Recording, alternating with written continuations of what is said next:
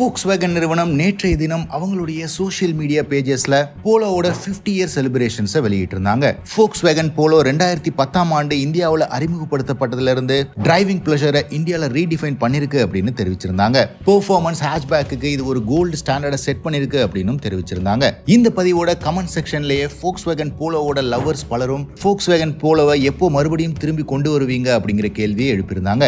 அதுக்கு Volkswagen தரப்புல இருந்து கிளியரா நோ அப்படிங்கிற பதில தெரிவிச்சிருக்காங்க. இது ஏற்கனவே Volkswagen போலோ திரும்பி வருது அப்படிங்கிற பல கேள்விகளுக்கு முற்றுப்புள்ளி வச்சிருக்கு. Volkswagen போலோவை ரீலான்ச் பண்ற எந்த ஐடியாவும் இல்ல. Volkswagen ஸ்பிரிட் கஸ்டமர்ஸ் கூட லிவ் ஆன் ஆகும் அப்படின்னு தெரிவிச்சிருக்காங்க. இது வெறும் கமெண்ட் செக்ஷன்ல மட்டும் கிடையாது.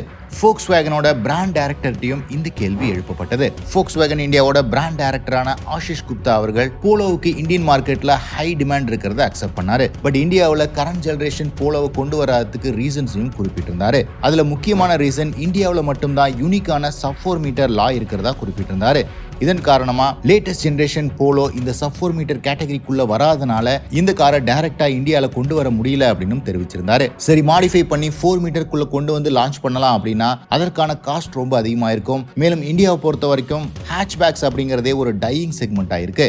எஸ்யூவிஸ் தான் டாமினேட் பண்ற காரணத்தினால பல கோடி ரூபாய் இன்வெஸ்ட் பண்ணி இந்த ஹேட்ச்பேக்கை டெவலப் பண்ணி லான்ச் பண்றது இந்தியாவை பொறுத்த வரைக்கும் காஸ்ட் எஃபெக்டிவாகவும் இருக்காது. விற்பனையிலையும் ஒரு குறிப்பிட்ட கஸ்டமர்ஸ் தவிர மாஸ் மார்க்கெட்ல பெரிய அப்பீல் இருக்காது அப்படின்னு தெரிவிச்சிருந்தாரு. பட் Volkswagen போலோ ஹேட்ச்பேக் இல்லாம எஸ்யூவி வெர்ஷன்ல லான்ச் ஆகிறதுக்கு சான்சஸ் இருக்கும் அப்படின்னு குறிப்பிட்டிருந்தாரு. இதற்கு முக்கியமான காரணம் ரீசெண்டா Volkswagen Terra அப்படிங்கிற பேர்ல பட்ஜெட் எஸ்யூவியை பிரேசில்ல ரிவீல் பண்ணியிருந்தாங்க. இது MQB AO பிளாட்ஃபார்ம்ல உருவானது. ஏற்கனவே டைகோன், வெர்டஸ், கோடியாக், ஸ்லாவியா, குஷாக் அப்படின்னு பல கார்கள் இந்த பிளாட்ஃபார்ம்ல உருவாகியிருக்கு. இந்தியாவை பொறுத்த வரைக்கும் எஸ்யூவிஸ் க்ரோவிங் செக்மெண்டா இருக்கிறதுனால இந்த காரை 4 மீட்டருக்குள்ள கொண்டு வந்து Volkswagen போலோ அல்லது Volkswagen போலோ SUV அப்படிங்கிற பேர்ல லான்ச் ஆகிறதுக்கு சான்சஸ் இருக்கு. இதுல பவர்ஃபுல்லான 1 லிட்டர் TSI மற்றும் பெர்ஃபார்மன்ஸ் வெர்ஷனுக்கு 1.5 லிட்டர் TSI இன்ஜின் கொடுக்கவிருக்கலாம் அப்படின்னு தெரிவிச்சிருந்தாரு. சோ எது எப்படி இருந்தாலும் 50 இயர்ஸ் ஆஃப் போலோ செலிப்ரேஷன்ல அந்த பிராண்ட் தரப்புல இருந்து கிளியரான மெசேஜஸ் தெரிவிச்சிருக்காங்க. நம்பர் 1, எக்ஸிஸ்டிங் போலோவுக்கு இந்தியாவில் ரீப்ளேஸ்மெண்ட் கிடையாது.